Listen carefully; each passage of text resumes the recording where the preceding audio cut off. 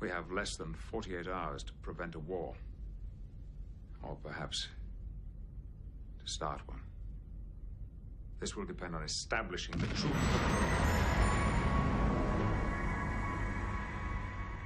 Then you're immediately like, well, so why didn't the lasers work on the door? And then the next scene, like, you see that, like, that whole mountaintop is gone. But we're not hooking them up to a machine to... We're not draining their life energy to keep the planet running. Yes. And Kirk's like, hold on a minute. Yes, this is Kirk. I either wait for the Federation or I send out a distress signal, and anybody who comes to this planet, I eat them. I eat them. Riker had to be, like, over the top and cliche in his, like, actions for the casino. Do you see it, Enterprise? Do you see it, Enterprise? Sorrow, cry for the children. First and last, first and last, first and last.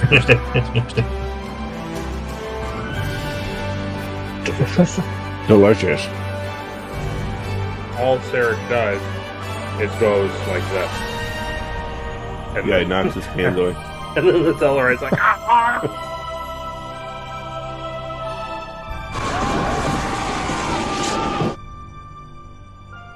Kirk literally, he looks at him and he goes like this.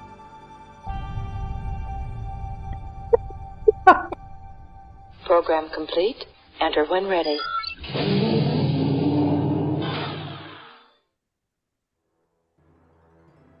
Welcome back to another Retrek review, where each week we talk about Star Trek. And this week, we're continuing our review of Season 3 of Star Trek The Next Generation with Episode 10. And that episode is entitled The Defector. It was written by Ronald D. Moore, who had also previously wrote The Bonding with Jeremy. And it was directed by Robert Shearer, who had also previously directed The Measure of a Man, Peak Performance, and The Price. It originally aired January 1st, 1990. Wow. The synopsis for The Defector is: the Enterprise grants asylum to a defector from the Romulan Empire who claims to have vital information concerning a renewed Romulan offensive against the Federation. We have some guest appearances this week. We have James Sloyan as Admiral Aladar Jarak, or Cital. James Sloyan, not a huge filmography. He's been in, obviously, things like Kojak and Hawaii Five-0 and things of that nature, Growing Pains, Quantum Leap. But and he'll go on to be... He'll play some other notable characters in Star Trek, so we'll get to see him again. Cool. Then we had Andreas Katsoulas as Commander Tomalak. That's a returning character, so it's good to see him again. Then John Hancock as Admiral Hayden. He sadly passed away like a little over 2.5 years after this aired. Wow. Yeah, he died of a heart attack. But he played in a handful of things that people would know, like The Bonfire of the Vanities, The Incredible Hulk in 1982, things of that nature. And then we had Simon Templeton, credited as S.A. Templeton. He played John Bates. That was the man sitting down in the holodeck on the stump part of the Shakespeare scene. He is married to a Star Trek alum, which her name is Rosalind Chow. We haven't seen her yet, but he's married to a famous actress from the franchise. And he's a really well-known voice actor currently. He voiced in shows like Tailspin, Biker Mice from Mars, Fantastic Four, The Incredible Hulk. In both of those shows, he plays Dr. Doom. And then he does a lot of video game work. He plays a role that I'm not super familiar with, but I've heard of the character a lot. His name is Kane, and he's from the Legacy of Kain video games. He's voiced a lot, additional voices for like EverQuest and Lord of the Ring games and Star Wars Knights of the Old Republic. But the thing that Caleb is really going to be surprised to hear who that man sitting on the log is he plays Gabriel Romand in Uncharted Drake's Fortune. Wow. the main bad guy. So That's cool. pretty funny. He's not in much of that game, if I remember correctly. It's one of those like twists, like he's the main bad guy, but also like the guys that are working for him are really the guys behind like pulling the strings. Yeah. And then lastly, Majel Barrett is the voice of the computer. So Yep. that is our introduction to the episode. But before we get into Patreon comments and subscribers of the channel, let's go over to Caleb and ask Caleb what he thought of the episode. I really enjoyed this episode. It's finally like drama done well in this series. I feel like it's very good plot. I like when they're doing their job and it's like they're right on the brink of something really bad and Picard has to be like a smart captain, like good chess player. Yeah. I just feel like it was really, really good. Everybody was good too. Like I was expecting Worf the whole time to just like hate this Romulan guy and just be like, "We need to go across the neutral zone, blow him up," and he like didn't, and I was very like happy Yes. that it was a very like serious like episode. Oh yeah, I enjoyed it. I'm gonna give this a 3 Akuda. It was fast and it was inexpensive, and that's how you make Star How's Trek. that for back in the saddle? Right in the saddle. That's pretty cool. My notes are extensive. I took a lot of notes Yeah. and it's really funny that when it was probably 3/4, probably between like 3/4 to almost being completely done. I just remembered when it was ending, and I was just like, this is the kind of stuff that, like, when I think of Next Generation and when I think of like how the episodes run and how they go and how they end, specifically how they end, I'm like, oh yeah, this is Star Trek Next Generation. Like starting with season 3, like this is just how all of the episodes are this is how they are. With a couple Yeah. stinkers, but like 95% of them are like this. And through our review, it's been like not so much. They all end pretty stupidly or are just not that rich with like dialogue and situation. So it really Yeah. felt like, in a weird way, it felt like one, it hitting the 90s, and two, us taking a break, and three, whatever, like the half, like a little, almost the halfway point, like it's finally hit its like stride. Yeah, this is what when everybody talks about their love for next gen, this is what I expect it to be. Right. This is why I expect people to enjoy it because it raises questions and it makes you interested in like what's actually going on, like the bigger picture. Right, exactly.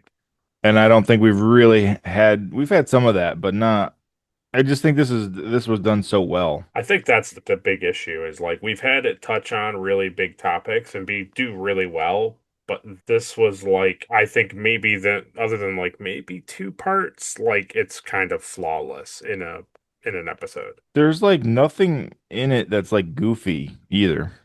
Right, right, right. You know, There's like a I couple mean, like moments, but not a lot. Yeah. the intro is supposed to be, maybe a little comical, but even that I didn't find to be like over the top or like funny. I thought it was interesting. Again, like, Yeah. yeah, Yeah. Well, that's cool. That's really good to hear. It's nice to come back from our extended break and get right into a really, really good episode. So, well, before we move on to the review, let's first, right off the bat, go over here and just go, yo, and then we come right over here on this side, yo, wow. And we thank Ed, Mark Starr, and Captain Ali Mar for their Patreon support. We appreciate those fellows sticking with us past our hiatus and just being cool guys, supporting us not only with monetary things, but with their comments, with their fun antidotes and things of that nature. We really appreciate it. Caleb and I certainly would not feel as connected to recording this video if you guys weren't out there listening. So we appreciate it. true. So, of course, we have some comments from Captain Alimar. They're a little bit older, but he still left them, and as a Patreon member, he gets the privilege of having his comments read during the podcast. So 3 weeks ago, on our review of The Price, he says, "There is a bright side, Geordi. You will have me to talk to. Oh boy, all my favorite things in Star Trek in one episode. Cringe scenes with Troy, boring negotiations, and the Ferengi. Hooray! That's Sure fine. love that scene with the girls working out. Work it, ladies, work it." Oh man, Move I forgot those about that. bodies. Yeah. He says the mirror really makes the scene super cringy and makes you Yep. feel like a creep. Most of this episode makes me feel creepy. Love the guy sniffing her hair out of the blue. Sure doesn't make me Oh, feel weird at all. I don't buy their yeah. connection to each other for a second. Work it, ladies! God, I completely wiped that out of my brain. It's That's bad. good. It's bad. It's like the workout scene is it's one of those things where it's like, okay, at first I was like, I enjoy seeing that they have like normal things on board the ship, like that they do. Right. Like they're not Uh, just, yeah, right. Yeah. Yeah, and it was like, okay. And then it was like, well, I don't understand why in the future they would wear, 1980s onesie aerobic uniforms. And then it was like, okay, did they really need to have like the mirror in the background so you could see all angles? Like what? I get that there's mirrors in gyms, but Three. like the amount of that they had to go through to set up the cameras to not record the cameras to have a mirror in the shot is already like don't have a mirror. We don't need a mirror. We don't It need was it. like Right. Yeah. there's only one reason that you're doing a mirror. Yeah. The crappy thing is that just it's very evident that people on the production staff were perverts. There's just no other way to look at it Yeah. that way. Because, like, why would you do that? There's no reason to do it other than to be gross about it. And the other thing that's crazy that I was thinking about was that episode was 2 episodes ago. Isn't that nuts? Yeah, I forgot about that episode. He continues, if I lived in a universe where alien species could read minds, I would take that into account when dealing with people. It's like being surprised that Vulcans can mind meld. Yeah, man, we know that can happen. Yeah. Seen it. He says, who gives a crap about this crappy wormhole? I'm glad those Ferengis starved to death on the other side of the wormhole. The episode The episode itself plays it as a joke. Ha ha ha! Starvation. What a bad Oh man. episode. Yeah, the scene where like the wormhole closes and the Ferengis are like it was like, oh, that's hilarious. They're dead. That's funny. Oh well, stupid Oh, that's Ferengis. good. Stupid Ferengis. He says 3 Kazintis. It's almost unwatchable. Ooh. At least the bad season 1 episodes make your jaw drop sometimes with what's happening. Popcorn award to no one. That's good. And instead of making him wait for us to have a Hailing Frequencies episode and talk about another episode, we'll just read his other comment from our review of The Vengeance Factor, which is the episode previous to this, with the complete opposite thing where Riker falls in love with the girl. He says, "You're wrong, Jorgen. We have agreed to have some brandy together." That's what Picard says. Oh my. Nice matte painting in the first moments of the show. Data just embarrasses Worf too. Can't open the jammed door, huh? Move over, chump. Data solves the problems around here. Yeah, his servos are stronger than Klingon Klingon. muscles. Yeah. Love the set they explore. With the Gatherers Enclave must have took a crap ton of work. Also, clever girl Riker. Nice job, man. Really fooled him good. Oh, beam out. I didn't really beam out. Yeah, right. Yeah. When Yuta kills that old guy and makes it look like a heart attack, and Beverly shows up and says she's not sure why he had a heart attack, after seeing the society the gatherers live in, I don't believe that the guy had a perfectly healthy circulatory system and strong heart muscles. I know it's set up to be suspicious in the episode, but come on, that guy wasn't in perfect health. Yeah. I can agree with that. I can agree. No, yeah, I know that's a really good point. This is not normal for this 90-year-old guy to have had a heart attack. What do you guys live on? They're like, oh, we like scavenge and we drink like whiskey and We eat mud and drink a lot of booze. we live out here in the wilderness and we don't have proper health care or anything. Yeah, what's that called? Healthcare. Huh. Well, you would think his heart would have been stronger. We just eat a lot of like butter and fried stuff. I don't know. Whatever we can fry in this Whatever oil. we can find and we eat. Whatever it is. Beverly's like, interesting. He's in Yeah. perfect health. Yeah. I love the way Picard just stares Dirty Guy down after he insults Wesley. So good. Yeah. Yeah. You don't get to do that. Only I get to do that. This episode is a real nice contrast with the last one. It has themes of love and relationships and feelings couched in a nice, compelling alien society story, and all without making me cringe constantly. Riker and Yuta sharing the scene in 10 Forward and in his quarters did a lot more than last week to convince me that they cared for each other. Riker is doing everything right. I love him talking about loving equals and him wanting her to be happy too. And Yeah. Caleb and I wholeheartedly agree. Yeah, it was very, very evident that, I mean, there's just no other way to look at it because they're so close together. It's just like they don't know how to write for women and they immediately know how to write for men. And the two episodes are a glaring contrast. Yeah. Yeah. Yeah. And The the only last, type of like women that they know how to write for is like this type, like the Black Widow, oh, yes, like with on a vengeance mission. like She's gonna evil. stop at nothing Yeah. to like kill this guy. Yeah. The last scene where Riker confronts Yuta and has to kill her is just so heartbreaking. The way he asks her to stop, but she just can't end the cycle of revenge. Reminds me a lot of the episode with the dudes who are half black and white in the original series. Oh wow, we actually Yeah, watched it. we actually watched it. I get that reference. Yeah. I really like that what Will had to say about the last scene of the episode with Picard and Riker in 10 Forward. I didn't mind the ending. Will brought up an interesting point about the ensigns interrupting Picard as he tries to talk to Riker. Like the ship is a real ship running and not stopping for the death of one alien Riker liked. It's true. Who's to say the Enterprise doesn't have a mandatory post murder talk with the counselor? Let's think about who that is for a second. Oh, it's Troy. Oh yeah. Oh, it's his Well, girlfriend, his other girlfriend. well, we all know she's a great counselor. She's really good. They don't go to counseling. You know why I know they don't have counseling? Because police have to have counseling after a death, and they don't police the galaxy, so they're not police, so they don't need it. Got 'em. Yeah. He says, so I think it makes even more sense that Riker is looking mad in 10 Forward post his very effective counseling session. That's interesting that he likes the ending. I remember us not liking the way that like he shoots her, and then everyone just kind of sits there at the table and like, well, that was crazy. Yeah, I think he must have connected more with the Yuta Riker relationship and felt like, at the end of the day that the revenge story Yeah. was strong enough that it made sense that there was no other choice. He had to kill her. So he concludes, great episode, really compelling stuff. 3 Akudas. He gave it 3 Akudas.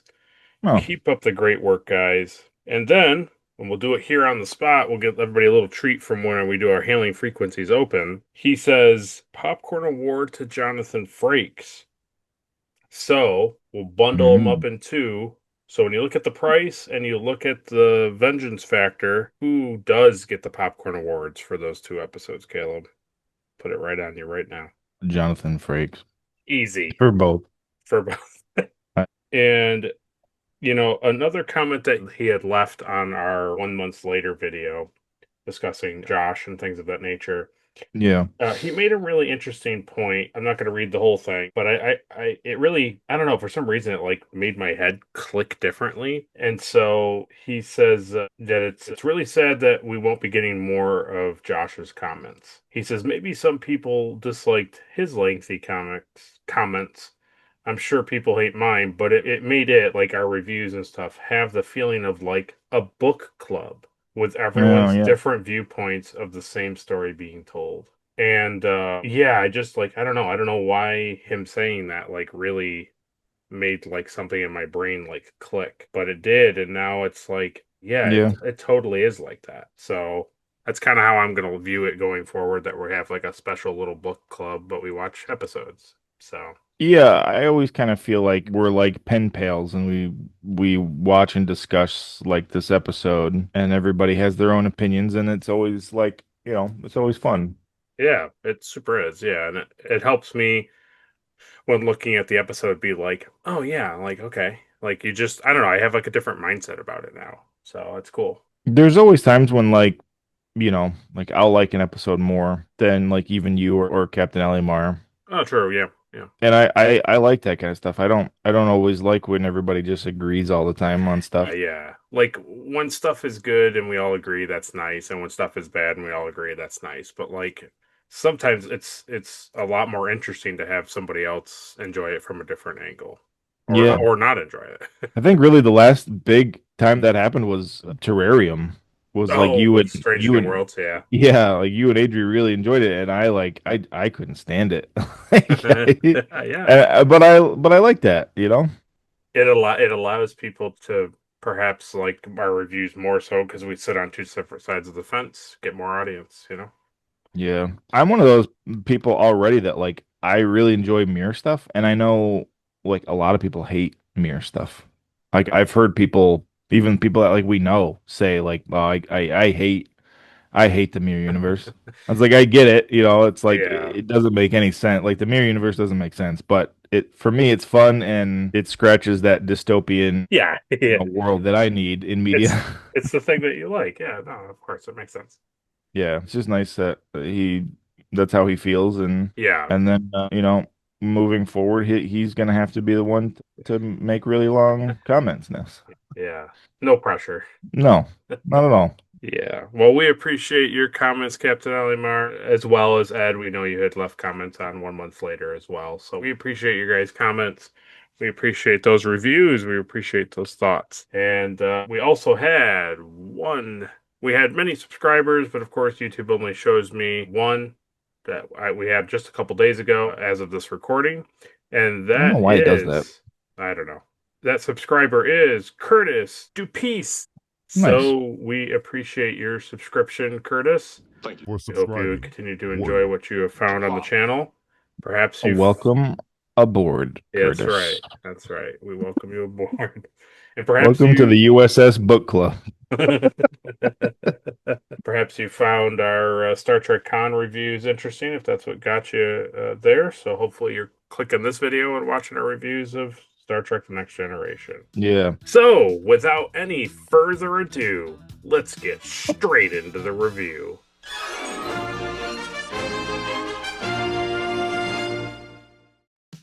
Well, we start off with a holodeck simulation of a Shakespeare play, and Data is among it. And we learned that Picard is coaching him using this play. Yeah, this was cool. I liked that there are two Picards. Very clearly. Yeah, for a brief second, I think it's when the other actor, what was his name? Simon Templeton, I think is what his name was. Yeah.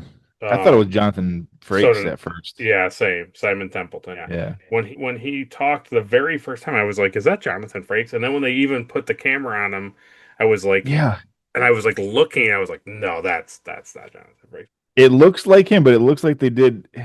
It almost looked like really bad, like face swap at first, and I was like, "No, this can't be what this is. This technology doesn't exist for another 400 years." Yeah, but there was that brief glimpse where your brain is assuming that's what it's going to be, so it tries to make that man's face look like Jonathan Frakes, and then your brain's like, Yes. I can't make it work. I can't make it because work. because I saw Data, I realized that was Picard, Yeah, and I was like, "Well, it's got to be Jonathan Frakes, and they got to be doing something like as a group in the holodeck, you're right. And it was like, "No, these are just robots." You're like, okay. Yeah, but this is cool. I like this. I like to see that like this is Data like being in his own like play. Mm-hmm, yes. And he even wants to like put on a play like for the crew. Yeah. And I was like, that's really interesting that like I never thought about using the holodeck for a thing like where you can go in and you can watch, play out a scenes play or this kind something. of stuff. Yeah. I just thought that was really interesting. Yeah, it's also really, I was thinking it's really fun because we know Patrick Stewart's like a huge Shakespearean actor. And I think also that Simon Templeton guy is also like a well-known, like, I think he was on Broadway for a bit, or at least on stage. And I was thinking, how many times in a stage actor's life do they get this high level of production? Like you had the whatever it was like a wagon, and then you had like live fire, and then like they're out in the woods. Even if it's a set, they're like it felt really real. And like That's the true. makeup on the guy's face, like if that was, because most of the time actors have to play multiple characters, so they don't really put on like heavy prosthesis on Yeah. people like that. So No, it's really quick changing right. clothes and stuff. Yeah. So it's like I was thinking from that aspect, like how fun it must have been to like do a play at such high caliber, essentially. Yeah. I know that is cool. And I'm glad that you liked this. Or I was going to ask you like how you thought about it because I know in the past when we've had moments of Picard quoting Shakespeare, you've been like gag me with a spoon a little bit.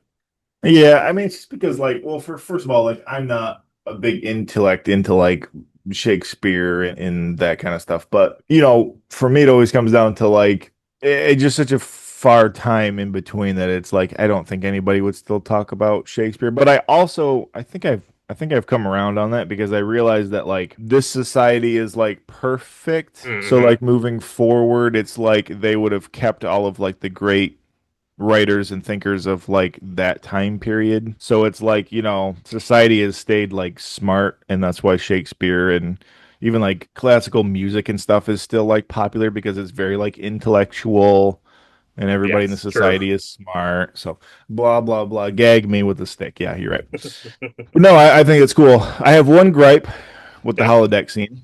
please. And that is when he says, "Computer pause." The guys freeze, but the fire stays moving.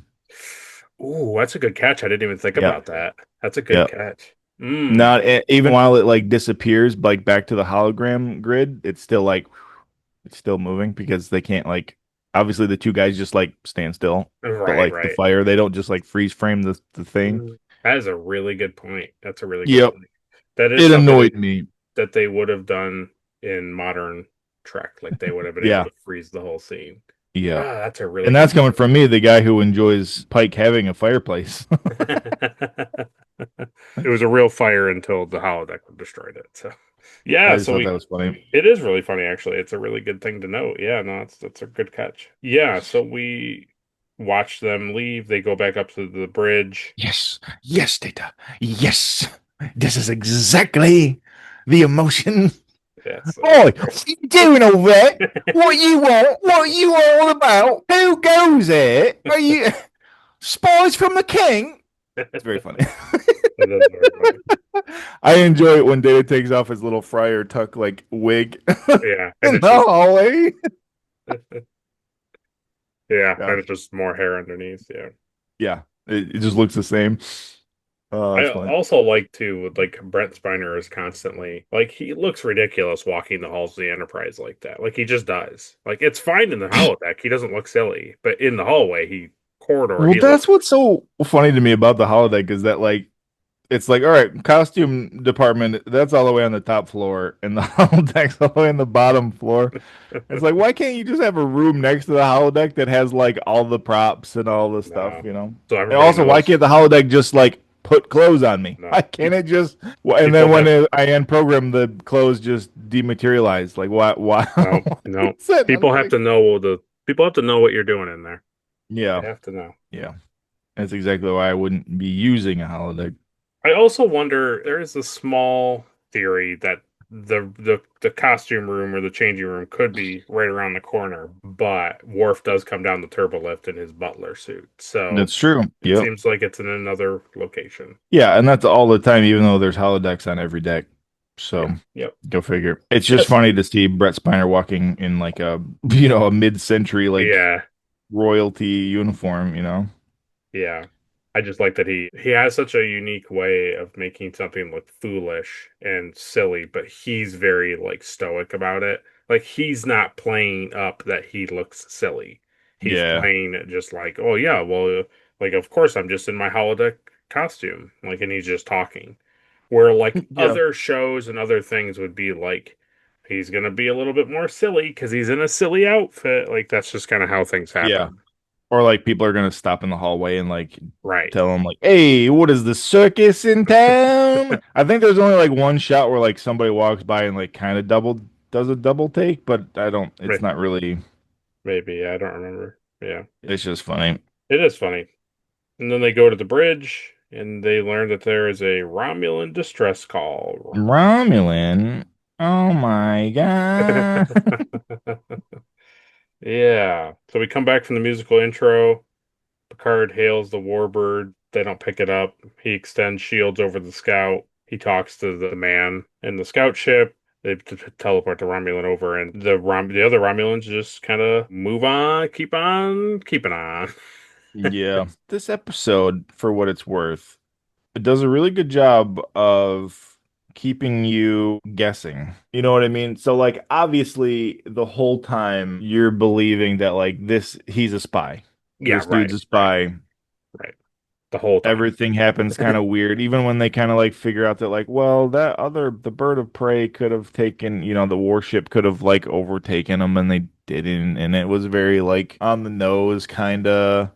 And then Yeah, it's like, then they show he's got that little capsule, and he's like, oh, and then he blows up his own ship so that they can't take any of his. And it's like, these are all normal things, but like, yeah, it makes him look bad. yeah. Like it's a combination of the position that he believes he is in, and also his Romulan like heritage, like his culture. So it's Yeah. like both of those things, like they conflict with each other, and they make him look like a bad person, but then Yeah. also make him slightly believable. So it's like, what? What? It's like I'm not sure how to feel. Yeah, and it's like, and don't forget, like he's going into enemy territory. He doesn't really know what to expect. Right.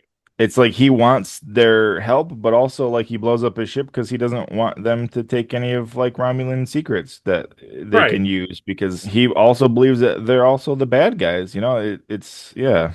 Right. He's like, no, I want you to only do the thing that I'm concerned about. I'm not giving away state secrets. Like, Yeah. focus on the problem, not everything that you want to know. Yeah, and Yeah. it's nothing that like, Riker wouldn't do if he was Oh, doing this mission. You know what I mean? oh, please. Yeah. Everybody would react to the exact same thing he's doing if they were And brought. that's what I liked about it. That's why I was like, man, this is good because like, yeah, you don't know. Like he's doing things that like you would do. Right. Yeah. So he gives us the information that they're building a base on Nelvana 3 and that there's a fleet of warbirds set to attack 15 sectors in the next 2 days. Yeah. So that's like the whole. Or are there? Right. That's the whole episode is hinged on that being real. No, no, no. I'm not lying to you guys. You gotta go through the neutral zone. You gotta break the treaty. And just go check Check it it out out. for yourself. I promise. Yeah, there's a part I wrote in my notes. It really made me laugh because at this time he's called Cital, and so he's like, well, of course you'll wish to interrogate me further. And then Picard like stares at him and hard pauses, and he's like, yeah, of course, yes. Yeah. Like, Yeah. yeah, Oh, goody. it just seems like he didn't know what to, almost like Yeah. he didn't believe him like at all. And then he was like, well, you'll interrogate me more, right? And then he's like, yeah, I guess we will. Like, Yeah. it's like, I don't know if I believe like anything that you're saying. I know, and that question too is like, well, the Romulans would interrogate you more for like safety, but like he's legitimately asking like, well, weren't you gonna like really dig in? But it just makes him look Yeah, more like it makes him look more guilty too. It's almost like he's saying like, right. hey, I really rehearsed this story, Don't you and want I to know I more? know every detail about this fake story, and like, you just Yeah. ask me. Ask me more questions. Yeah. I know the whole story. It's like, I didn't rehearse this for eight Yeah. months for nothing, Yeah, whatever you want to ask me, you just ask me because I know it. Oh, I know it. Yeah, I know it. I know it because it's real. I know it means me. Right? Totally. Uh, Yeah. So they set to Picard gives the order to interrogate him, to investigate the scout. The scout blows up, as you mentioned. I yeah. really enjoyed when they cut to the med bay and they're questioning him about the auto destruct, which we learned that's what he did. I really enjoyed the in between wound makeup. I really enjoyed that. Yeah, it was good. Yeah. It was just nice that like it's a big giant burning gaping Romulan like facial wound and when he's comes off the transporter and then he's in the conference room and then they cut to the med bay and it's all gross and like trying to Yeah, heal scarred and stuff. over. Yeah, Yeah, it was it cool. was good. I find it interesting that they don't use like colored pigmentation for Mm. scarring because as like humans, when we have a scar, it's like, it's the color of our, Yeah, it's like a our darker version pigment. of our skin. Well, But then I think what you're they supposed to take away is that she they heal heals him too to the good. point, right? She healed him to a point where he has no scar. Lame. It's lame. Can always be explained with science. I appreciate the reference to the enemy. Oh, yeah. It was common knowledge. Yes. What? How? Why? Wait. How is that? Yeah. Hey. I like this war fella. Yes. He could destroy the whole galaxy. That was really funny. Yeah, because that's the funny thing. He says they make reference to that episode about Worf and then common knowledge. He says a couple Klingon curses. Yeah. He says like Patak and like Torva or whatever he says. And then I like that Riker was like, well, your knowledge of Klingon curses is very well versed, but only a Romulan curse word would use them. That's what I assumed. He was like Vatal or whatever he said. I thought that was really funny. Yeah, I enjoy that. It's like, hey, you know how to like swear in Klingon. We're all like super impressed, dude. Like, it's great. Like if he like rips your head off, nobody here is gonna care, right? Like that. Right. I'm just telling you. Just gonna be a lot of paperwork, and that's about it. You don't beat the Wookiee at chess, and you don't make fun of a Klingon. So like, it's your funeral, buddy. Like I don't care. But I'm just letting you know, like. Yeah. He basically gives him the, cursing is just a weak mind expressing itself forcefully thing, Yeah. It's like, yeah, so basically you're kind of an idiot. That's interesting. Well, I think really I thought Romans were supposed to be smart. I think really too it's supposed to speak to, even though when Worf leaves he changes like his behavior or his like personality, but it really teaches us what Romulans generally think of Klingons. Even though he respects him and understands him and like relates to him on some level, he just thinks like, well, he's really only good for, or the only way to communicate to him is to be like abusive and like mean to him, essentially. Like he's a Tellarite. Right. But the thing is that I laughed really hard at, and it's not funny. The scene is not funny, but it made me think of you. I immediately thought of you. Yeah. So he says all that stuff. Riker gives it back to him. Worf leaves the room. And then he's like, that Worf. Worf, what a funny man that Worf is.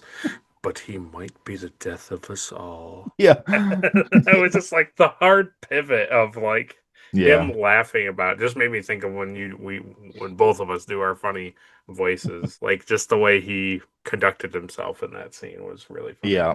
He's like, I like him and I respect him. And on a deeper level, I understand him. But my God, could he destroy everything? Right. Working. It's just like, okay. You find something amusing? Lieutenant Worf, I like him. To be more accurate, I understand him. Warrior, proud, fearless, living only for combat. Exactly the type that will get us all killed if we're not careful. All right. Kind of all over the place, huh? Oh man, that was just it really made me laugh. What's the Vince Vaughn thing in my brain? I think it's from Anchorman, right? Where he's like, I hate you, Ron Burgundy. But God dang it, don't I respect the heck out of you. It's like in my brain. I don't remember. It might be. I know what you're talking about though. Yeah. That's really funny. Yeah, good stuff. It was it was a scene not intended to be comical, but it no. Really was. And that's what made it so funny. Yeah. So that's our commercial break. We come back and he's again. Now he's mad that he's being interrogated. Well, they bring him I've already told you. Well, they bring him into his quarters and he asks for water and Romulan temperatures. I thought that was kind of cool. Yeah. And then we get cold. It is so funny that like it does make sense when they're like, water, cold. Because it's like, there's two different types of water, right?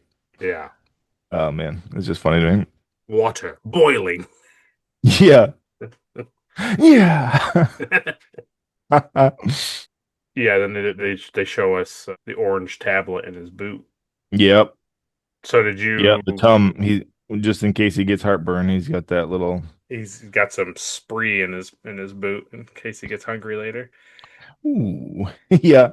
So okay, so I know it's kind of a dumb question to ask, but did you put that together what that was when he was looking at it? I figured it was some, backup just in case, thing. Yeah. It's very much because they're leaning into him being a spy. Right. So him having like a cyanide thing is very like on the nose. So yeah, I kind of figured that's what they were doing. Yeah.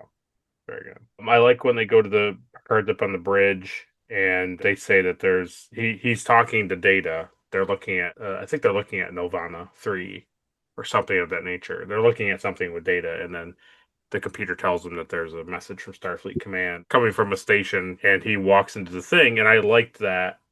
Just for me and you, this doesn't really, probably nobody else really cares about it, but I was like, that's right. Even in Next Generation, there's still a 2 hour delay. There's still a 2 hour delay. Yeah, I immediately thought of Adri always being upset that like communications on our ship take forever. Yeah. Hey, Picard. So Romulans are like they want that guy back.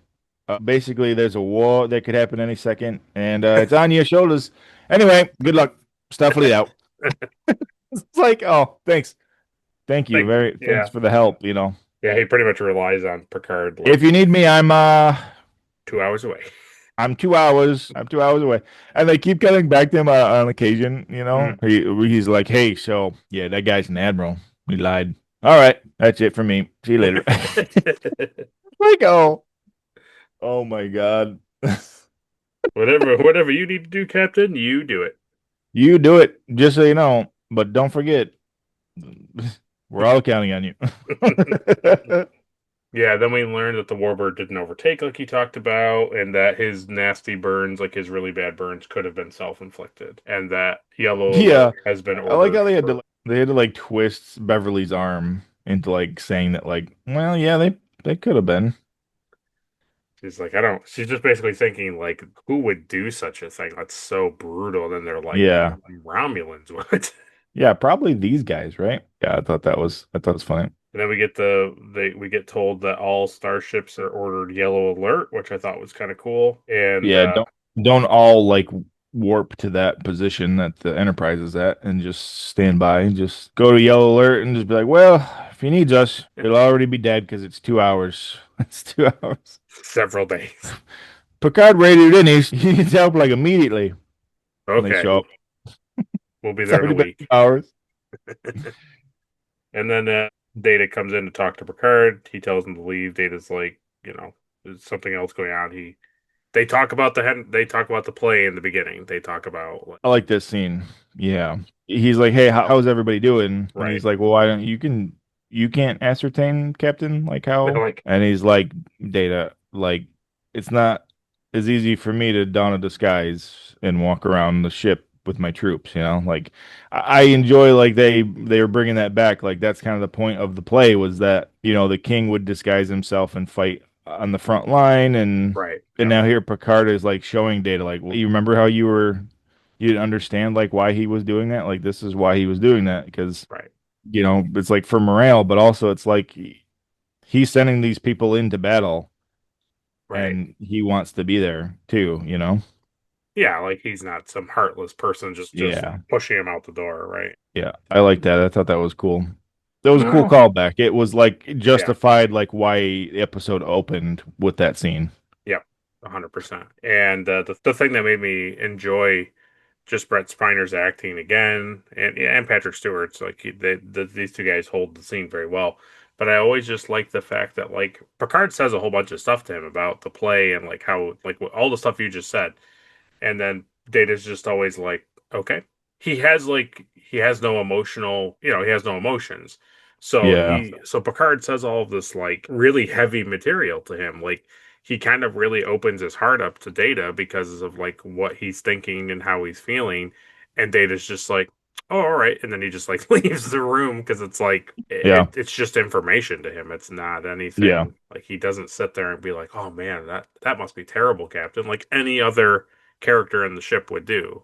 Like Riker, you could hear Riker like go and give him some. He would try to like give him some encouragement. Where Data's just like, Oh, you finished talking? Okay, I will leave the room now. Goodbye. I think that's really cool because I think that shows the difference between Data and Spock. Oh, yes. Yes. Data is very much just like questions things, gets the answer, and then that's it. Right, Whereas like Spock would have, Spock 100%. also doesn't use emotion, but he would have said, he would have told Kirk like how, that's the logical choice that, Right. mathematically like that's the equation, like that makes sense. And he And would Data have. doesn't because Data's an android. And yeah, I enjoy that they don't just make Data a Spock type character. Like he feels different. Right, yeah, he's a totally different character. Yeah. And I like that. Because it would be Yeah. really easy just to make them very similar to, Right, yes. you know, Yeah, like it's the joke that Spock is a walking computer, but the reality is he has emotions. And then this joke is that Data is a walking computer, and it's surprising when he displays emotions. yeah. So this is the halfway point. So go down to the comment section and write RBGMD.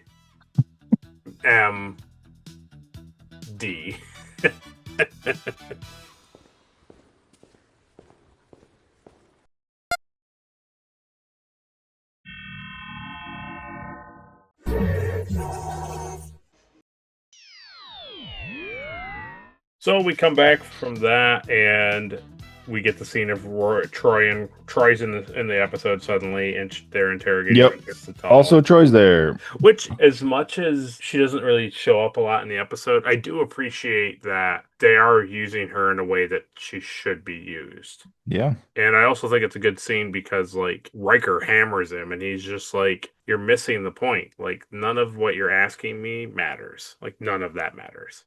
And it's Redacted. like, Redacted. It's one of those things where it's like I want Troy to be more a part of the show because, as an actress, like she should be. right, But right. this is where her character does very well and makes sense. Like she just Yeah. appears, Yep. like I don't need her to sit by Picard to know that she's a crew member. I need her to show up when there's like, hey, there's a spy on board and we need to know what he really is thinking. And it's like, yeah, absolutely. Yep. It just works so much better for me. Right. And she couldn't be up on the bridge when the Romulans were attacking, and she could be like, "Captain, I sense that the other Romulans in the vessel are being deceiving. There's much deception in their minds." It is interesting, and it's got to be a scheduling thing or something weird because it's like she appears in this one thing and then You're being just gone. being way too generous. That's not a scheduling thing. They just didn't write her in the episode because it's the thing we always talk about. You have to have your threat that you're bringing to the episode has to be greater and bigger than all of those characters combined. The A-team on board. And it's just like the only way that they can get around it is like they're just not in the scene. Yeah. It's like, oh man, this person's trapped behind this door under this rubble. Well, Data just can't be in the scene. Data can't be there. It's like, well, wouldn't Data go down to the planet to help them? Nope. No, he would not. He's got to stay up at the bridge.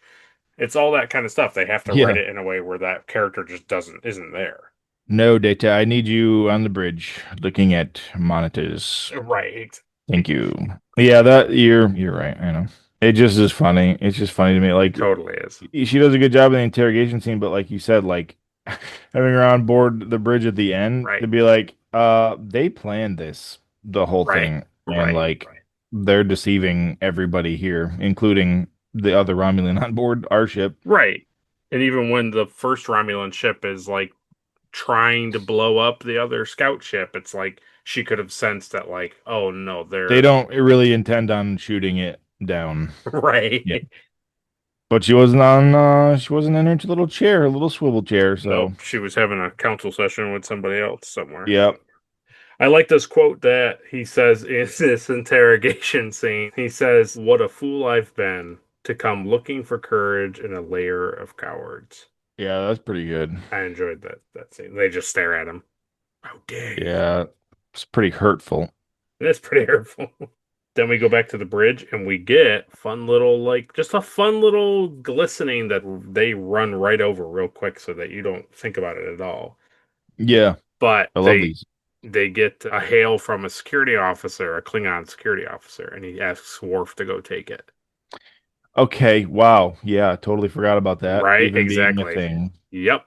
Yeah, because that was a big thing I was going to ask you about the ending. Okay. Yep. It's like, it's like we're Captain, we're getting a transmission from security officer or whatever from the Bortas, and it's like he says Worf, take it at security station, whatever. And Worf says aye, and he like walks to the turbo lift, and then like Yeah, totally forgot that happened. Yeah. yep, and then they launch the probe for Nelvana 3. So like they can immediately distract you with like what that all was about.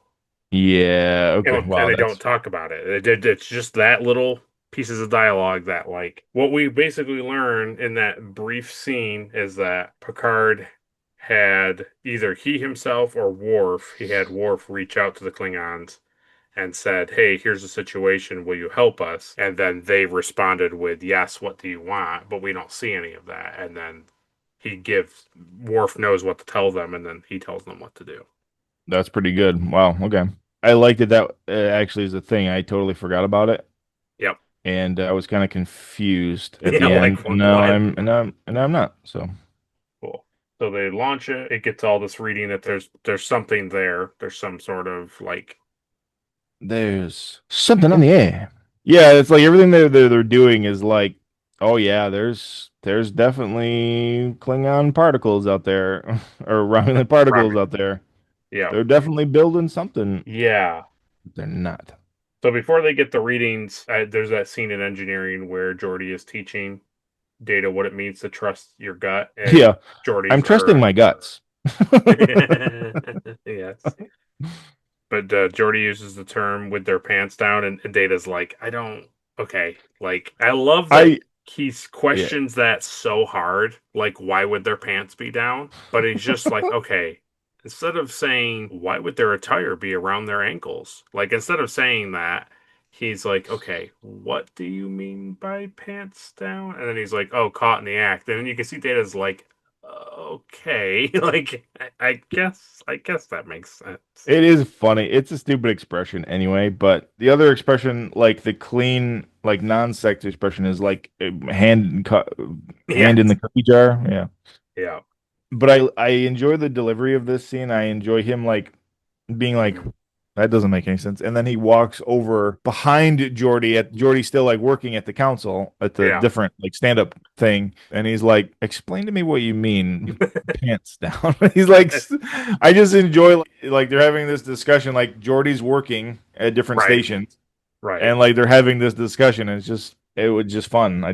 Yeah, I enjoyed it. It yeah. feels realistic, It feels like very that's the thing. realistic. Yeah, There's nothing more that I hate in like movies or shows where it's like, okay, yeah. so we're being chased, or there are zombies or creatures that can hear us, Right. and people will just stop and have a conversation. Like, oh, And it's like yeah. you can still walk and talk. Like I don't understand. I No. hate it so much. It's I also hate the it so thing that much. they do in the exact same vein that you're talking about. The other thing that they do a ton is okay, like you and I are together and I have a secret, right? You've just learned that I have a secret. We're running away from the lava or the zombies or Yeah, the yeah. spaceship or whatever, right? And then all of a I'll tell sudden, you. I'll tell you later. right, I get it. And then all of a sudden, we've come to the edge of the cliff. We've come to the edge of the giant meat grinder. Like we got to jump. There's nothing. What can we do, Wow. right? And it's like, and I turn to you and now I'm like, hey. So do you remember like 7 years ago when, and you're like, and now they have like a 5 to 10 minute conversation about life or the secret, or Yeah. like this is the scene that hinges the rest of the movie. Like, Yeah. oh, he's been the bad I guy the never whole told time. you. Right. Yeah. I never told you how I felt. And then they have no I choice but to always, jump and yeah, whatever. It's like, I oh, always hated you. okay. So, Yeah, it's really bad. It's always bad. So I enjoy this little simple thing of seeing Jordy continue to do his job while also being able to talk. It's a yes, very normal human thing that we do every day, but somehow when people write TV shows or movies, it's like that's not how people act. I don't do that. Yeah. Yeah. So he kind of Data kind of learns how to trust his gut in a way. They then return to the ready room, which I enjoyed this scene where they talk about the low level subspace radio emissions, which could be cloaked Romulan ships. and they say that like the only way to really know if this is true is to go down on the planet. And I just like that. I just liked how the three of them were going about the whole like learning the information and like talking about all this. I thought that was really good, and I enjoyed Yeah, that I a did lot. too. And then we get this. This is before 10 forward, right? Yes. Okay. So that's what happens. They suggest going down, and they're just like, that's the only way to really know. And then they cut to 10 forward, and Data, it's just staring, like hardcore staring. Oh, man. And he's like, okay, like, what's happening? Why are you staring at me? Oh, man, that was really funny. So the quote I have before he talks to Data a bit is he says, "You're the android. I know a host of Romulan cyberneticists that would love to be this close to you." And Data says, "I do not find that concept particularly appealing." And then he says, Yeah. "Nor should you." And I really enjoyed that interaction between the two of them. Yeah, And I like that. but it also made it like, didn't it make him as a character in like their society? It made things feel more real, like more grounded.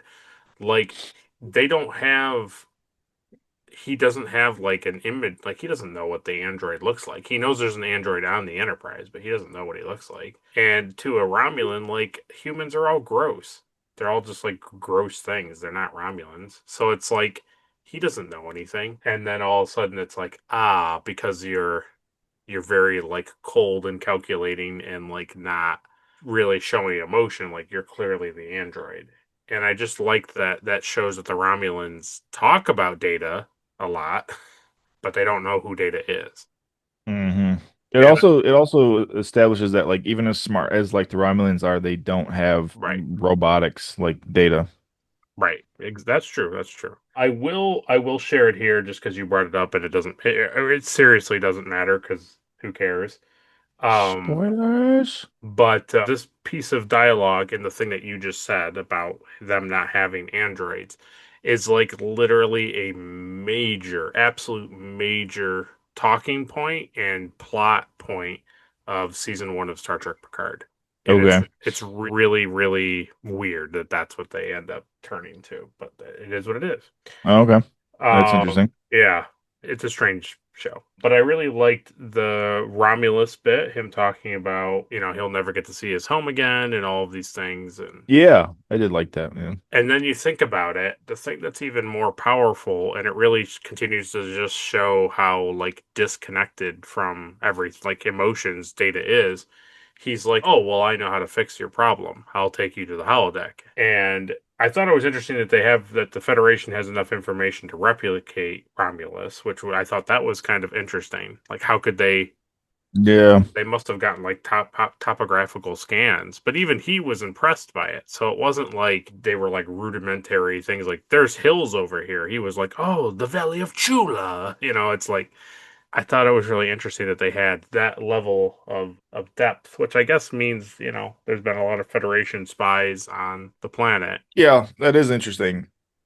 Yeah, but the thing that I think it really speaks to is that, like, Data takes him there thinking he's doing a good thing. It breaks his heart because he's like, well, I'm never going to see this again, so, like, get rid of it, like erase this, which also means they don't really know what holodecks are. And then Data gets rid of it, and he's like, "This is my reality now. Like this is where I live."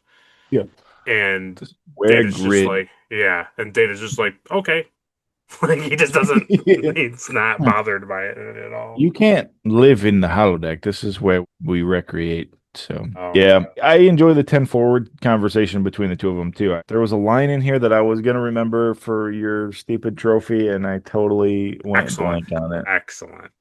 Well, Yeah. you'll remember it by the time we get down to that trophy. I will not, and I refuse. And I will. It was really good, and then suddenly, apparently, seeing fake Romulus and then being forced to realize that he'll never see Romulus again. He's like, "Lieutenant Commander, tell your captain that Admiral Jirok is ready to talk to him." And it's like, oh, Admiral. Oh, is he coming here or is he beaming aboard the ship? No, you fool. I know him. Of course I know him. He's me. I've been Jirok the whole time. Yeah. Mm.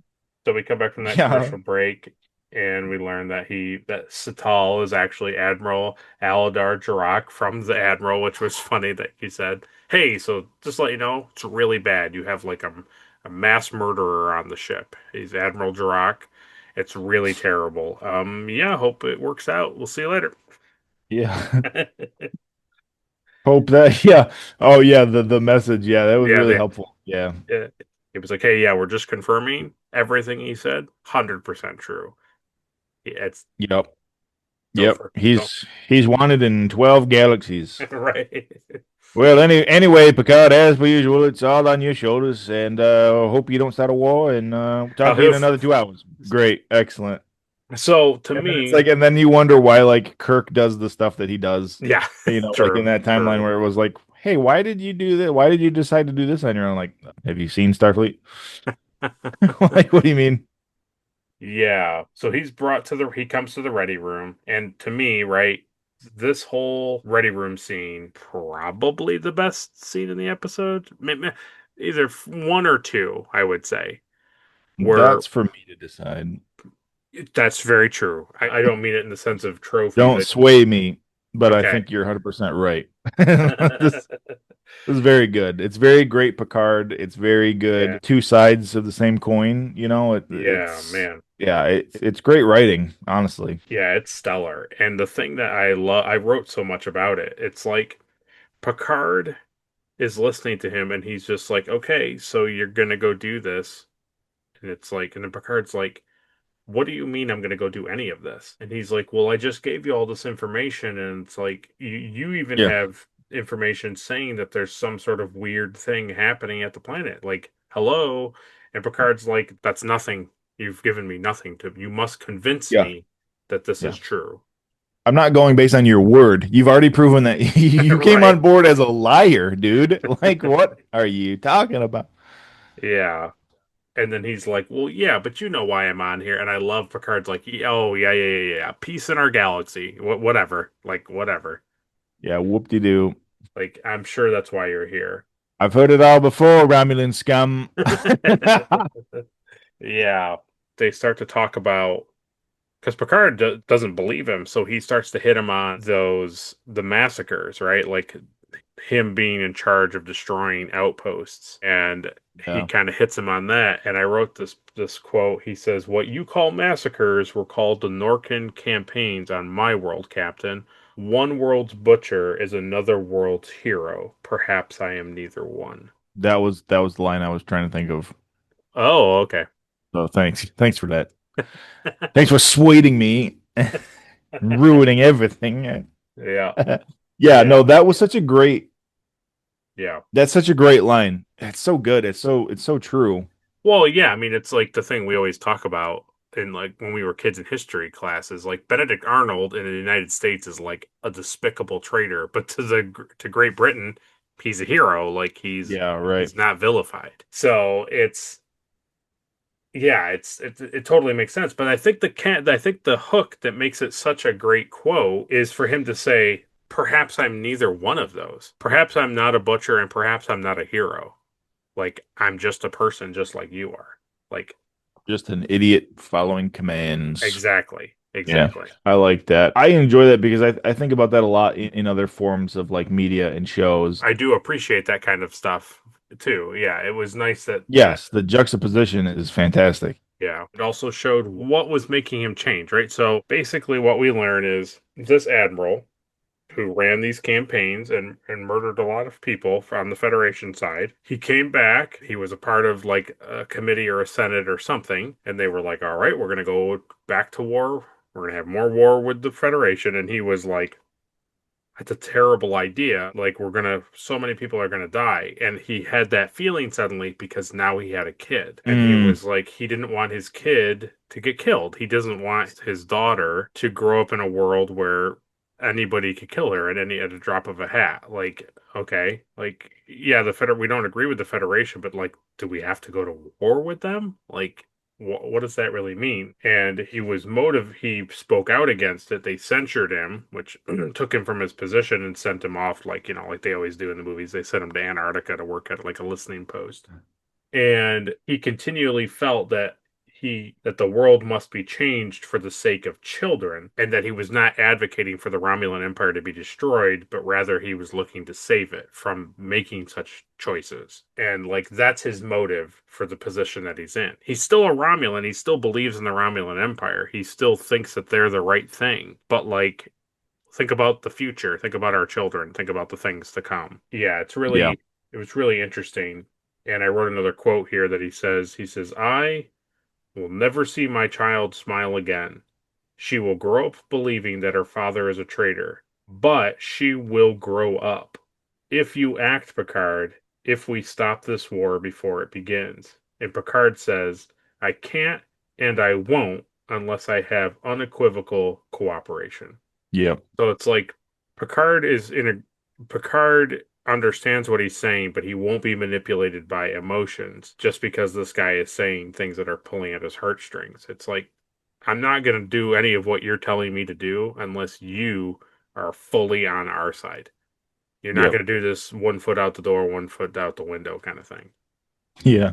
Yeah. Yeah, I like that a lot, actually. It's a really, really good, it's a very, very good scene. And then obviously we learned there's a conference thing and Picard comes in and he pauses really hard and they're all like waiting for him to tell him, and he's like, he reveals that Jirok gave him all of the confidential data that they needed. And it's a really interesting thing. And you spoke about it in the beginning part, but it's very subtle. It's very subtle. And I think that's what makes this a good episode is Picard gives all this information. He talks to his senior staff at the table.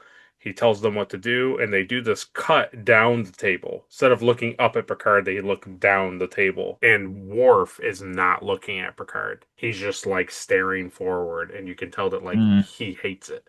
He hates that they're like, working with the Romulan, essentially. He hates it. But he doesn't say anything. Like, they don't use it as a scene to be like, Captain, I don't think we can trust this Romulan. He just stays quiet and hates it. Yeah.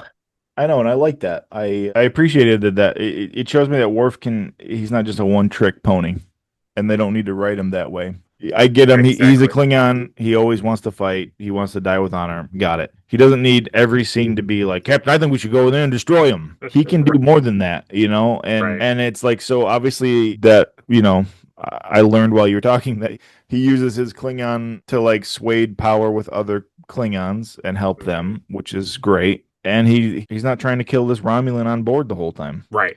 And I think that's really good. And I think that was even a thing in the other episode where he wouldn't give him his blood. Right. And he wasn't like super upset the whole time and just wanted to kill this guy, but he was like, this is my choice and my resolve, and I'm not going to save his life. And that's the end of the discussion. Right. Yeah. Yeah. So I think it's going a long way of making Worf feel more realistic, more, Totally. less of a cartoon. Yeah, just a guy he's a meathead who just says stuff in the back of the room, right? Yeah, I mean, like, what does Q call him? Microbrain. Yeah, and it's like, yeah, but he could be more. So. In the early seasons, he is pretty microbrainy. Yeah, he is. But I like to see him grow, and I'm happy with that. Totally, I think it's great, and I think we're on the right track here with these characters becoming more real, and like you, as an audience member, are starting to see why Star Trek: The Next Generation can rival the original series. Like there's been good episodes, don't get me wrong, but like that well-written cohesion that the original series has, just like hasn't been consistent in Next Gen, and where I think we're starting to see that happen. People are writing with purpose now instead of just being like, wouldn't it be cool if dogs came on the ship? And they're like, okay, what happens? Like, I don't know. It has like a horn, and it's like an alien. Right, and Joy. That'd be cool. Joy falls madly in love with this. Well, there's no better time than now to get into trivia. Oh, not again.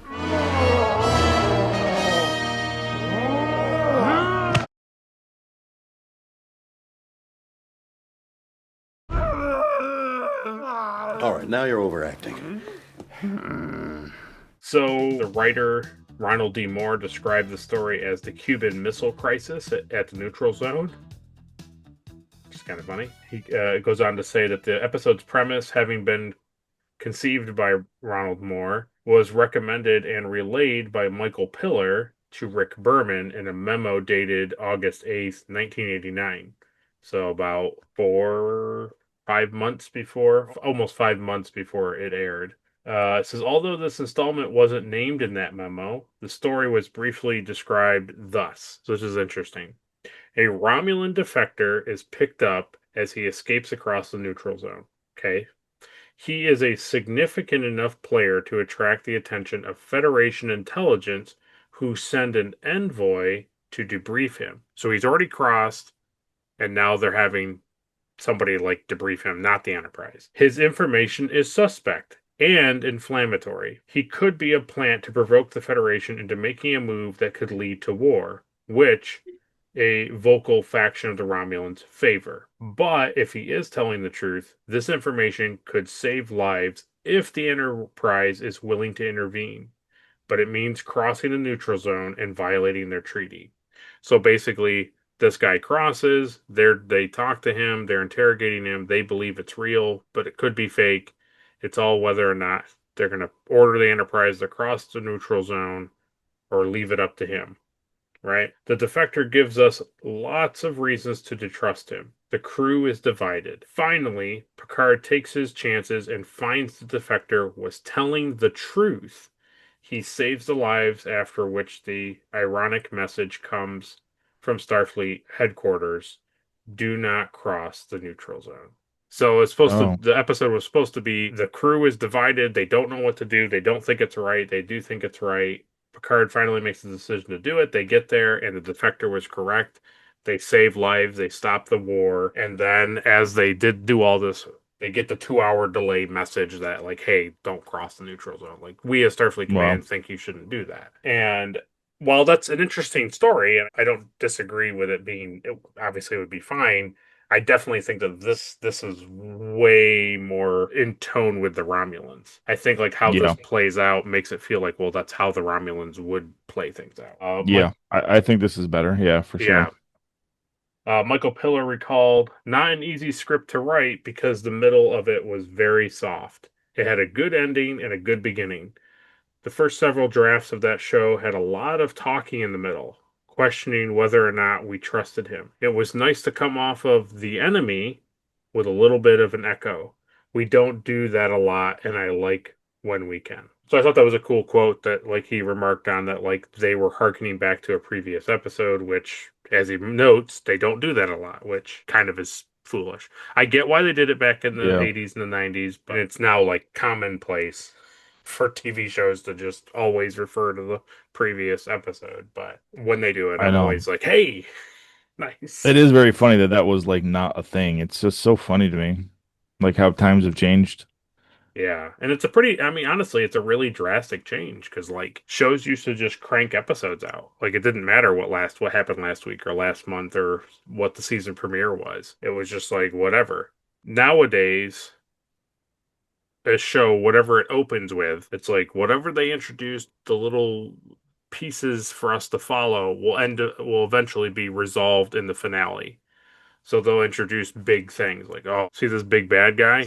We're gonna see who that is, and the people are gonna have to fight him at the end of the season. And it's like, oh, we introduced this new concept. What does that even mean? And then at the finale, it's like, oh, that's what it means.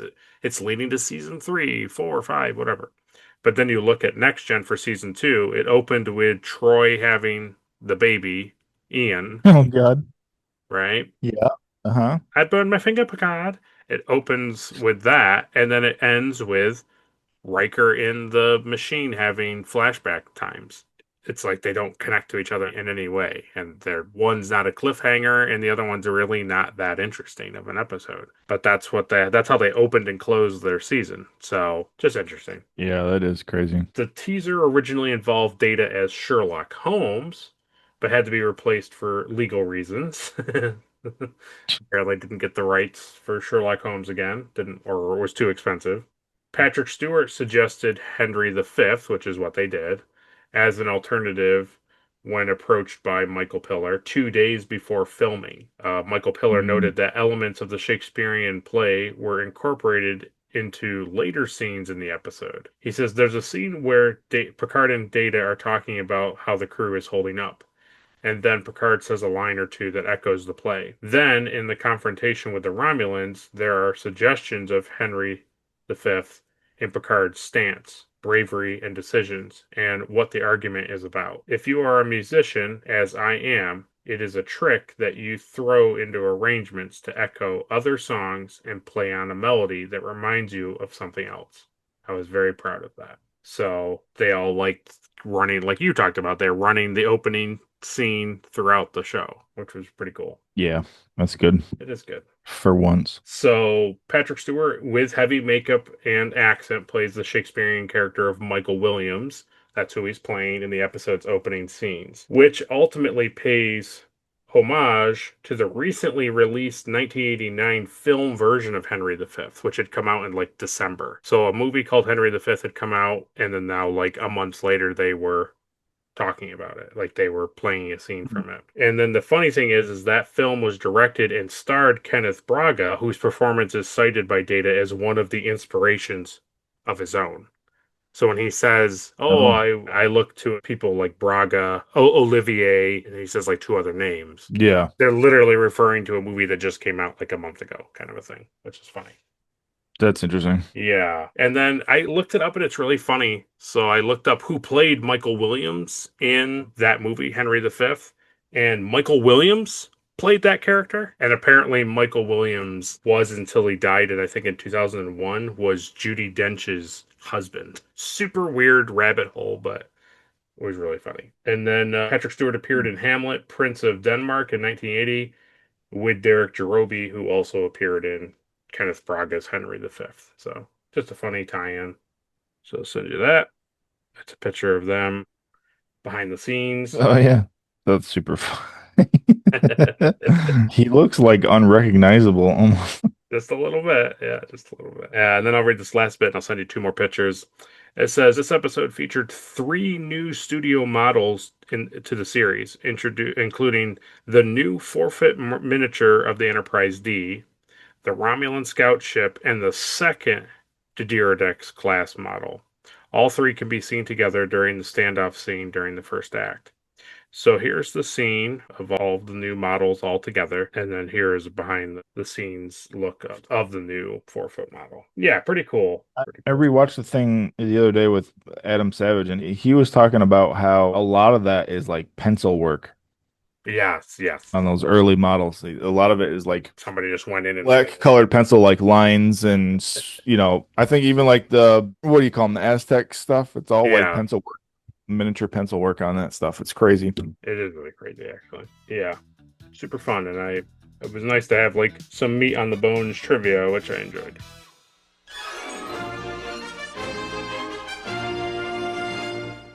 Yeah. So that was trivia. We come back. They get to Nelvana 3. There's nothing on sensor. Well, on their way to Nelvana 3, nothing on sensors. Riker's really nervous. Picard references Custer, who obviously died in I think the Civil War. Then they get to Nelvana 3. There's nothing on it. They bring Jirok to the bridge. He's super confused. He's like, "What do you mean?" And then Picard puts together that Jirok must have been given disinformation, and it was ultimately a test of his loyalty. They put the bag on you, see? Yeah. It's just funny that he never thought that was a thing, even though like they kept like getting him like like off of his like job and sending him away. And yeah, it's a little put a bow on it. But it is, yeah. It's not too bad. But the thing I thought was funny was like Picard is chewing him out. Like he's really irritated with Jirok. And Riker's like, "Hey, so we can have this conversation like anywhere. Do you want to like leave the neutral? We don't need to be in the bad area, yeah." So they're like, "All right, time to go." And then the Romulan ships decloak like they've been there the whole time. And then they shoot the Enterprise a good couple times, but not too crazy. And then they're like, Worf's like, "Okay, so we're going to blow him up." And he's like, "No, this is just a big tap on the shoulder. Like, hey, man, what's going on? Like, hey, we know you're here. You know we're here." And then we see the famous Commander Tomalak again. Yay. Yeah.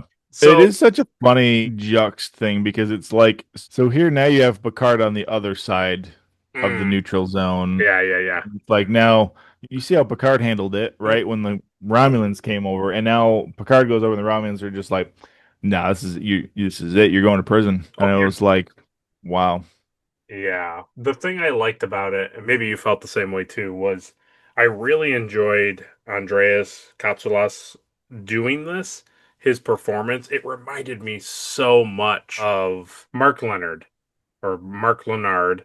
He's Spock's dad. He plays Sarek, but he also plays the Romulan in the episode where we first see the Romulans for the first time in the episode Balance of Terror. And I thought that Commander Tomalak and the Romulan commander from that episode, like their acting was very similar, where he was just like, "Oh, interesting," He was very pleased. He was coming from a great place of power, where he knew that he had the Enterprise right where he wanted them, and they weren't going to get away. And I just really enjoyed like his performance. And then Picard's like, "I get it. We're just going to leave. We understand what we did. We're not going to have this discussion. We're just going to leave." And then he's like, "Without an apology?" And he's like, "If an apology would help, then I offer one." And he's like, "It does not help." And it really made me laugh. Yeah, I know. That's funny. And then, like you said, it brought out that from the enemy of like how they go back and forth with each other, and Picard says that his people are prepared to fight an honorable and just cause. Is Tomalak prepared to die? And then he's like, Tomalak's like, "You think that you can do anything?" And then all the Klingon ships decloak, and then he's like, "Well, like if you were to open fire on us, like you're going to be destroyed. So like what's the point?" And Picard's like, "Yeah, oh yeah, we would be destroyed, and so would you. So shall we die together?" He says. Which I really like. I really like that. I look forward to seeing you again, Picard. The next time we are at a stalemate, I look forward to it. So the Romulans cloak again, and they go off on their way. Picard takes a big sigh of relief, and he tells Worf to relay the Federation's gratitude as well as his personal gratitude to the Klingons. Yeah. And it's here's what I thought. Okay. Because I missed that whole scene. I thought they were using that technology again where they could make ships like appear. There was that other episode where they made like another ship, like a virtual ship almost. Remember what was? I know what you're talking about. Yes. They used it to scare that other ship away, and it was, yeah. They had the Ferengi ship. They had like a false for like a ship on sensors where they thought a Federation ship was coming, and it scared the Ferengis away. Yeah. And then they also did the Picard maneuver where they warped in a short burst of time to make it look like there were two ships. Okay. Yeah. I think it was the Ferengi episode that you're talking about that I was thinking that they had that technology now. Yeah, I think that's like the battle or something like that. But yeah, that's funny though. I can totally see that. So you must have been really confused to why he was like, "Well, Worf, tell them thanks." It's like, weren't they fake ships? Yeah, that was the part where I was like, okay, so they're real ships, but why were they there? Like, I didn't understand like why. Yeah, Klingons are always following the Enterprise cloaks. Yeah, wouldn't surprise me. Yeah, and we learned that basically the orange tablet was a suicide pill, and we have that scene in the quarters, and I wrote down the quote. Riker hands a pad to Picard. He says, a letter to his wife and daughter. And Data says, "Sir, he must have known it would be impossible for us to deliver it." And Picard says, "Today, perhaps, but if there are others with the courage of Admiral Jirok, we may hope to see a day of peace when we can take his letter home." Yeah, I like that. It's really good. And I'm not gonna. We touched on it in our other video. I'm not gonna belabor it, but I think all of our viewers who have been following us right along is like, this was one of the reasons why we delayed talking about this episode. It hit a little home and hard topic to get through. But the thing I like is that it opens the door to potentially other things in the future with Romulans. And there's a thing that maybe we later in time we'll be able to talk about with this scene. But the thing that I don't know of any reference in like media or anything where they give Admiral Jirok the letter. I've never seen that happen in Star Trek. I think there's like a book or something where they might, but I think Jeremy delivers it. Totally. But the thing that I do wonder later, there's some other episodes that happen, and we might be able to discuss it there. So we'll see. But yeah, it Yeah. ends. It ends. It is. I think that's why you marked it a 3. Is that it really honestly doesn't end in a bow. It's not like a huge, massive like wrap up where it's just like, oh well, you know. Yeah. And I think that that's how the original episode would have ended, right? Like they go to the planet. Oh wow, yep, there's a fleet of Romulans here on Novana 3, and there's a base. Yeah. And it's like naughty, naughty. We know all about this. And they're like, oh, you've discovered our secret. And then they fly away. And then as Picard's like, wow, we saved the galaxy yet again. And then the message from Starfleet Command comes in is, don't cross the neutral zone. They're all like, ha, ha, ha. But if we had listened to them, we all would be dead. Like, that's how the other episode would have ended.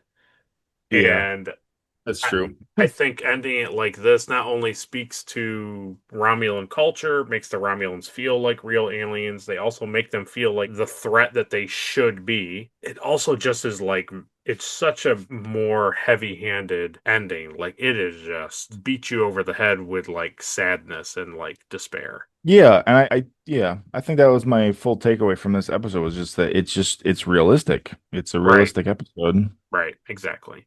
Yeah. It's one of those episodes that I think, too. I know there's going to be a lot of fans out there that aren't going to agree with me because how dare I? But it's like an episode of like The City on the Edge of Forever. It's like Kirk knows that Edith has to die, right? He learns that she has to die. And then he comes back through and it's like, okay, let's go back to the ship. And the episode just hard ends after Edith Yeah. has been killed. And it's like, but why does everybody like that episode? It's like, well, yeah, that's why they like it. They don't like it because they time travel to the 30s. And Spock's wearing a knitted hat and he's making it. It's like, that's not what people like about the episode. The thing Yeah. that everybody likes is that Kirk has to hold McCoy back and let Edith get killed. And then he has to live with that misery for the rest of his days. That's why people like that episode. And I think it's the same.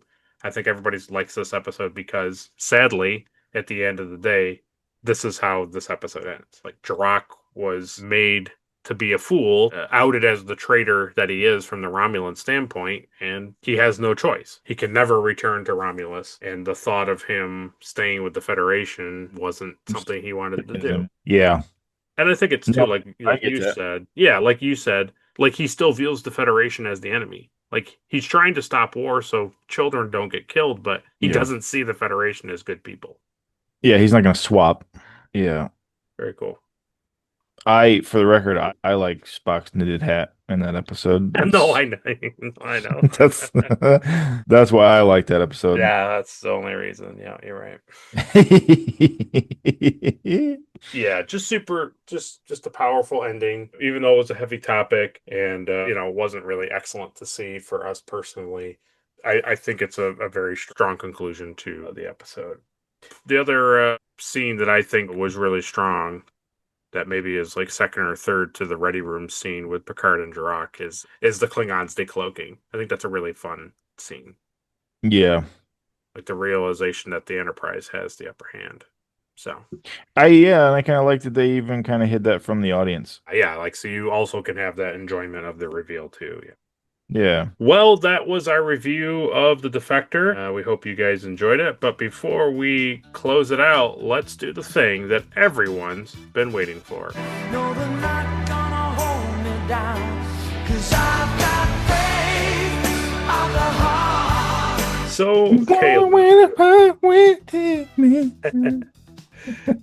Caleb, who gets the Erica Ortegas Award for being the most unlikable? It's the other Romulan captain at the end. Tamalak. Yeah, all right. Yeah. Hate his face. Don't like him. Yeah, that's a good. Not a ton of other people in the episode that super dislike. Yeah. Well, next is the Elizabeth Cutler Award for being the most forgettable character of the episode. Wesley. Nice. Yeah, wasn't even in it. Good job. Couldn't have a boy dealing with a man's problem. Yep. Yeah. I do think it was a good call on their part. I don't really know how. I think he would have just brought it down by him being like, what? We're trusting a Romulan? Well, next is the Mugatu Award for the best alien of the episode. Can give it to the Romulans. They're fun. Yeah, we got to see his burnt green blood. We get the Yeah. their forehead ridges, all that stuff. Yeah, their I was gonna say, uniforms. yeah, I got to see his face blown off, so that was great. And you really love the shoulder pads. You really like. Oh man, when he first when he first comes off the holodeck, it was very funny. It's very funny. It's like trying to figure out like where his arms are and where his shoulders are, and his thing is all hiked. It was very funny. He walks around like uh Munster. What was the dad on Munster? The Munsters. Herman. Herman, yeah. That's what he looked like. Da, da, da, da, da, da, da, da, da, da. Yeah. That's pretty good. Very funny. Well, who gets the Trip Tucker Award for being the MVP of the episode? Definitely Picard. Nice. Okay. Yeah, I think that's a really good choice, and he definitely keeps it together. I mean, at the end of the day, I mean, really, you had Troy and Riker interrogating him and all this stuff, and then at the end of the day, it's just the two of them in a room, and Picard is the one who gets Jirok to talk, basically to side with the Federation and tell him all of the like needed information. So yeah. Yep. Okay, next is the Spock Award for the best line of the episode. That's the one we talked about. A one world's butcher, one world's hero. Yeah, that. Yep. Nailed it. Nailed it. Yeah, it is a really great line. I think, like you said, it really harkens to a lot of media, and yeah, even though it's talking about a very despicable thing, it's a good line. Yeah. Puts the whole scene like on its heels, kind of a thing. It like helps you understand like his perspective when Picard is like really annoyed with him. Okay, next is the Shran Award for the best action sequence. I like when his shuttle blows up. When they're standing in the conference room. Yeah. Yeah, nice. He's like, yeah, and then we'll go over there. We'll check that out. We'll get all their secrets. Yeah. He's like, Picard, can I go on the ship too with everybody? It's like, no, I need you to be up on the bridge because, oh my God.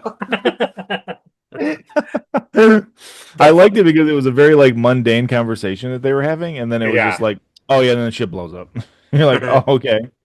Yeah. The other thing too that like I was thinking about, I don't know if the shields were still up and they were at red alert or something, but the thing that made me laugh was like typically when that happens in the show, like they shake, right? Because like the explosion makes the ship shake. So it's like it goes like boom, and it's just like, and then Picard just slowly looks out the window at it. I was just like, okay, yeah, that's because tiny little Romulan ships don't do anything. Kaboom! It's like a little firework that goes off outside the ship. Yeah, nice. All right, next is the NX-01 award for some sweet ship stuff. Is this a first and last situation with this like interrogation room? Not really, no. Okay. I liked it. Okay. Fair enough. Yeah, I thought it was cool. Never seen it before, so. Yeah, I think they had taken that room, the computer core room or something. Oh, that's the computer room. But they had taken that set where that time where I think is it in the bonding? I think it's in that episode where Worf and Troy are having their conversation, and it's like shot through the slats, and you can like only see them through like the small holes. I think they like they took that and like redesigned it to make it look like this like auxiliary interrogation room. Yeah, I agree. I think it's a cool set. The way I'll put it to you without spoiling anything is I have other memories with that set, so it's totally one to take. It's totally one to take note of. So great. Well, if that was great, next is the Porthos Award for the cheesiest thing of the episode. I'll give it to the Romulan uniform. Okay. Okay. I believe we were just talking about it, but like when he first comes in off the transporter. Okay, yeah. He's got like these giant shoulders. Yeah. And his arms are like way down here. I was like, it's very funny. It is funny. I don't disagree with it. It's very on the nose, like sci-fi. I almost wonder if the wound prosthetic on his face was like interfering with the high collar like uniform, and he was like, and he has like that weird like dual sash like belt thing around his Yeah, yeah, neck and yeah. chest. I almost wonder if he was trying to hold himself in a certain position to not like pull that up or rip it. Maybe not. I don't know. But I do agree when he comes off the transporter, he looks strange, and I don't know why. I thought for a second you were going to give it to the moving fire and the holodeck, but I do agree that like his uniform appearance from the transporter is interesting. I did take note of that. Nice. Yeah. Well, lastly and finally is the Star Trek Enterprise Award for the best scene of the episode. I definitely think it's this scene in Picard's room when they're both talking to each other. Yeah. It's a pretty good scene. Yeah, I agree. It's easily in the top three, if not at number one. So I agree with you. I really enjoyed that scene. I took a lot of notes about it. I wrote down a lot of quotes from it. I rewound it a lot. So yeah, it was a very, very good scene. Two really great actors, John Sloyan and Patrick Stewart, just knock it out of the park. So. And the cool thing is we'll get to see that guy. We'll get to see that actor again. He'll continue to have good roles going forward. So yeah, good stuff. Yeah, that's cool. Yeah, he was a good actor, so I look forward to seeing him again. Yeah, and he continues to play very good characters. So Good. well, that's what Caleb thought of the episode. We appreciate him doing that. We know he loves it. He thinks about it all the time. But now it's your turn to go down to the comment section and let us know what you thought of the episode. Let us know what your review of this episode is. Did you like it? Did you love it? Did you want more of it? Or did you find that this episode defected too far from a regular Next Generation episode? Let us know down below. Next time on Star Trek The Next Generation. Next week's episode is a continuation of season 3 of The Next Generation, and that episode is entitled The Hunted. Ooh. So we have that to look forward to. That'll be good. That'll be fun. We'll get to see an actor that we've already seen in our broad rewatch of Star Trek. So we'll get to see an actor reappear. He won't be playing the same character, but he will be in the episode. So that'll be cool. So yeah, so just so you guys know, as the audience, like Caleb and I are going to be quite ahead.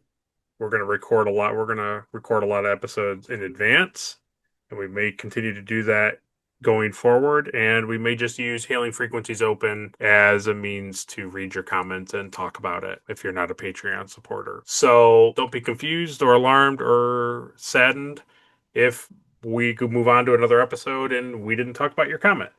It doesn't mean that we don't care. It just means we're recording very early. So yeah, we appreciate you guys doing all of that. We appreciate you guys taking the time to do all of the fun, excellent things down below. And if you liked our review, like it. If you disliked our review, dislike it. Share it with all your friends and family and Trek enthusiasts. Subscribe to the channel so you don't miss a review.